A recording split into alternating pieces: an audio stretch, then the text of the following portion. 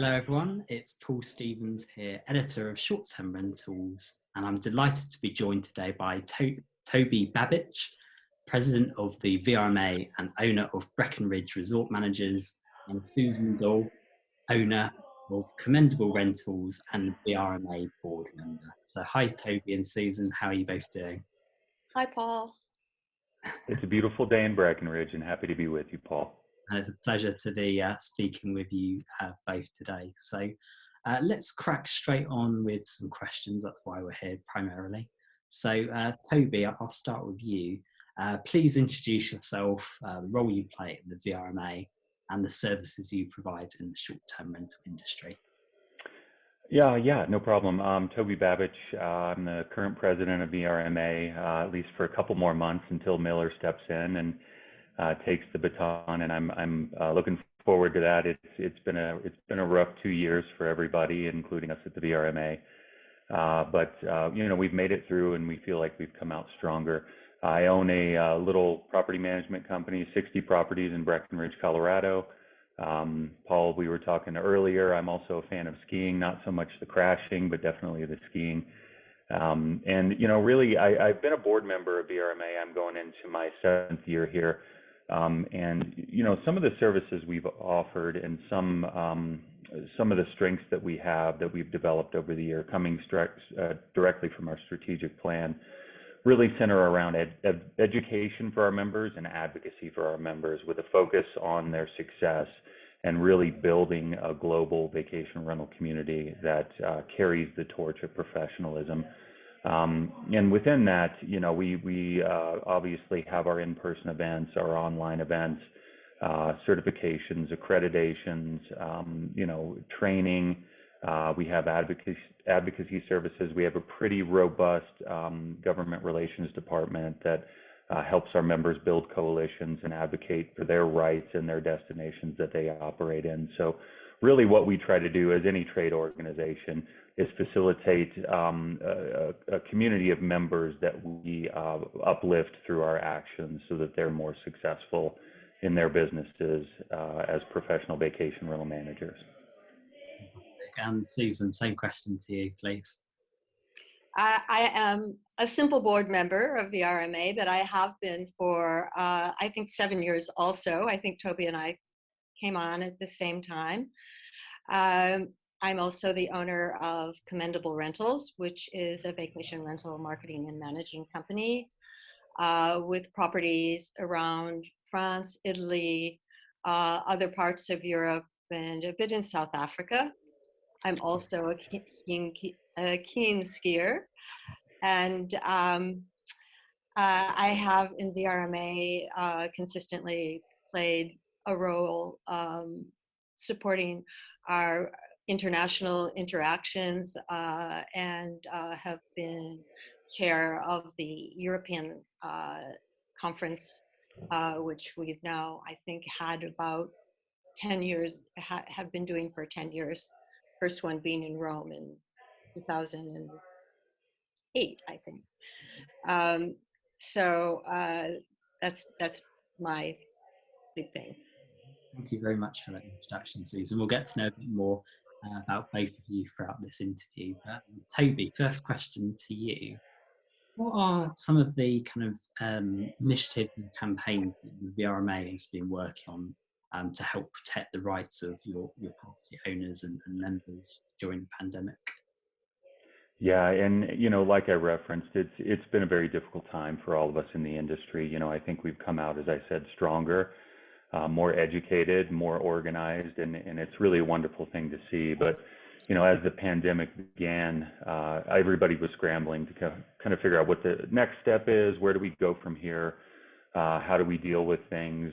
We noticed a troubling trend of state and local governments in the United States and abroad shutting down our ability to operate within our destinations. And the VRMA's initial areas of focus were really to keep onerous restrictions from impacting the ability of our industry, not just our members, but we were industry-wide, but impacting the ability of our industry to operate as the pandemic started shutting down travel. We also noticed the troubling trend of vacation rentals being singled out as hotels and motels were allowed to operate. Not that hotels and motels shouldn't have been able to operate, but just we were being singled out as somehow unsafe. So really what the VRMA did, we did a couple things. The first one is we developed the Safe Home and Safe Community programs, which really helped our members and the wider industry provide an enhanced level of cleanliness and safety for our owners, our guests, and our staff. We thought that was a very important first step to demonstrate that we were actually a very safe option for travelers who could travel from their property to our very safe, clean vacation rental without encountering anybody else and be able to escape, maybe their lockdown or their quarantine at home. And that was very successful. At the same time, we began a nationwide campaign of advocacy, and I think it even spilled over overseas to a certain extent, but obviously, we do have our limitations in what we're able to achieve, especially in a short time frame. But we did begin deploying advocacy resources to our members who found themselves, as I said, being unfairly targeted by local and state governments. Places like Florida and Colorado were targets of focused efforts by the government affairs team at VRMA. And we were really able to successfully influence a lot of governmental entities to change their course and drop some of the restrictions against the vacation rental community and allow our industry to open in that very critical summer of 2020. And I would say, and you've probably heard this, it was very successful. People had a very successful summer, even busier than the prior summer of 2019. And that trend was able to continue because we've been able to keep our industry open.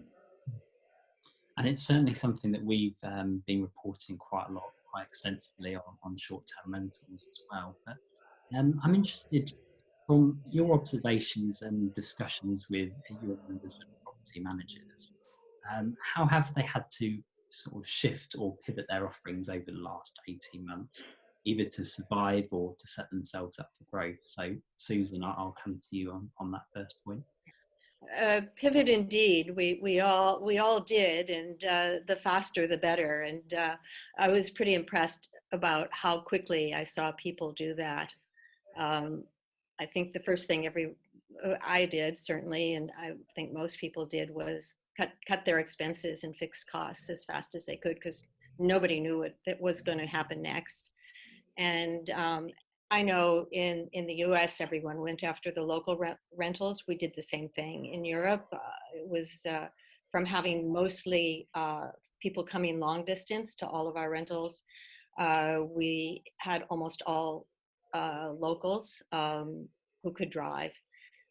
This was even more of a necessity because the distance one could leave home was very short. At one point, people could not go more than 10 kilometers from their home, where we are in France. And that was a pretty dead period. So people did focus on longer term rentals and swung to that. This is an old story. I think we've all talked about it a lot by now. But certainly relevant. Of course, we're still putting these restrictions to varying degrees across the world. So, Toby, what about over in Breckenridge, where you are? It was a very similar story. Obviously, economically, initially was very uncertain. We happened to be in the middle of our ski season in March when we shut down here, and ended up having to cancel a lot of reservations and send a lot of people home. And we did not know if we were going to be able to open for that summer, which is also a pretty busy season for us. So economically, we were trying to plan, stow away as much cash as we could, make the appropriate staffing decisions, and really communicate with our owners and our guests who had bookings coming up of what the future may or may not hold.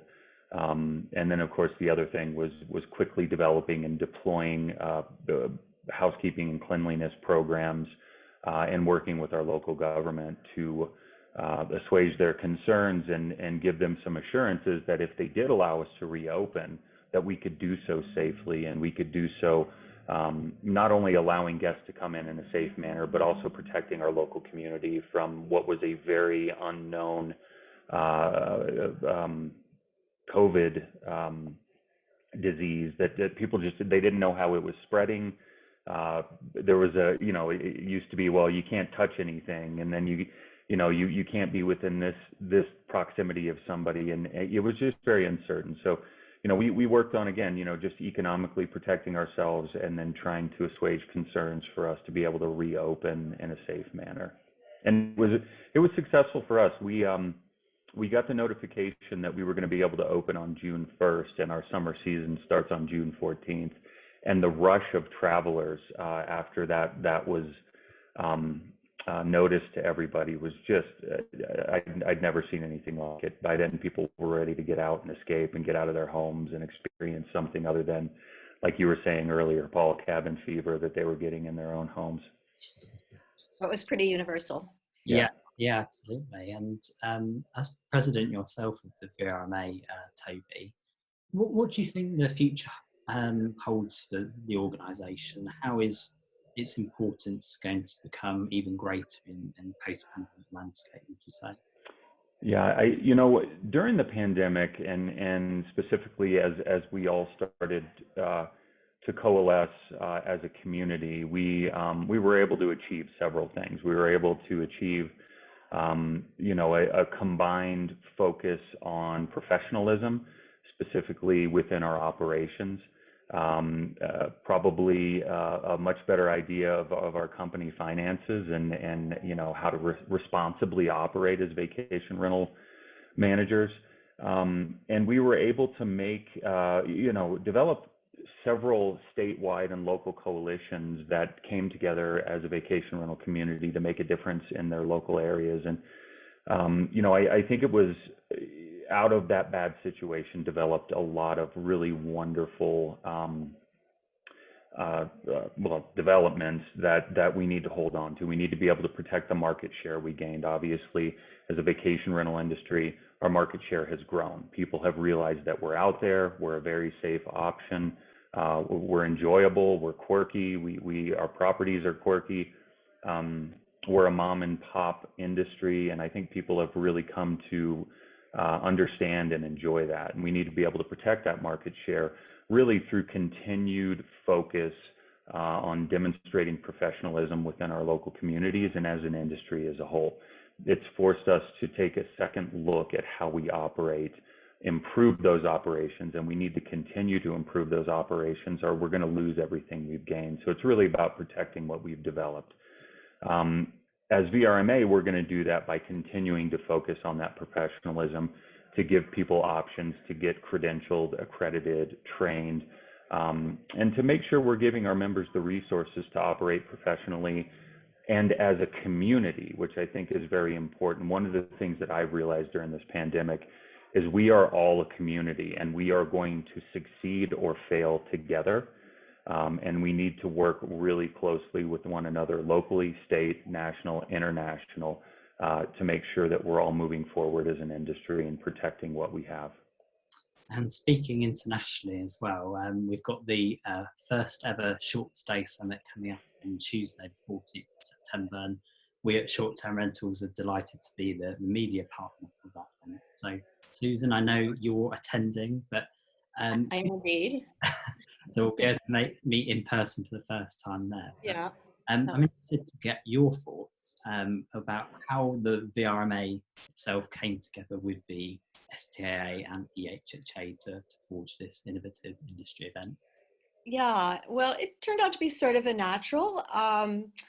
We considered ourselves an international association, and this event turned out to be a little bit like Russian dolls, with Marilee's association, with STA, being basically the UK, and then Carlos with Europe, and then VRMA. And so we not only connect, we're sort of like stepping stairs. And I think it's great for all of us to be working together on this. And particularly at this particular moment when everybody's very anxious to get back and have a conference. And we were really happy to be able to join with them and bring together some people outside of the UK and outside of Europe. I hear that there are quite a few people coming from overseas. It's not an easy time to get there. There's a lot of fear of quarantine, but looking forward to seeing everybody there. And if you could maybe pinpoint one thing that excites you most about the upcoming event, what would you say, do you think? Well, I think probably the thing that's most exciting is finally seeing people face to face again.